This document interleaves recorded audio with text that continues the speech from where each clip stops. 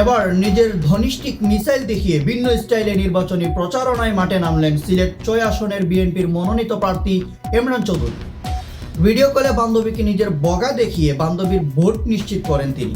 অন্য কেউ ভোট দিলে দেবে, না দিলে নেই, বরং বান্ধবীর ভোট নিশ্চিত করতেই তিনি এই পদ্ধতি অবলম্বন করেন বলে জানা যায়। এদিকে নির্বাচনী প্রচারণার ভিডিওতে নিজের মার্কা ধানের শীষ দেখাতে গিয়ে তিনি ধ এর আকার দিতে ভুল করেন, ফলে সেটি ভিন্ন একটি মার্কার মতো প্রদর্শিত হয়। বিষয়টি নিয়ে সামাজিক যোগাযোগ মাধ্যমে শুরু হয় ব্যাপক আলোচনা ও তোলপাড়। পরক্ষণেই পরিস্থিতি বুঝতে পেরে তিনি নিজের শত্রুকে চিনতে পারেন।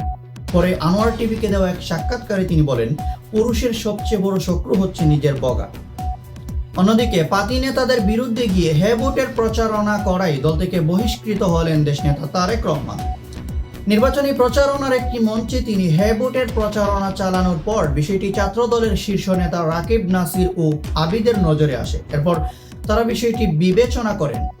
পাতি নেতাদের বিরুদ্ধে গিয়ে হ্যাঁ ভোটের প্রচারণা করাই শেষ পর্যন্ত দেশনেতা তারেক রহমানকেও দল থেকে বহিষ্কারের সিদ্ধান্ত নেন ছাত্র দলের শীর্ষ নেতারা।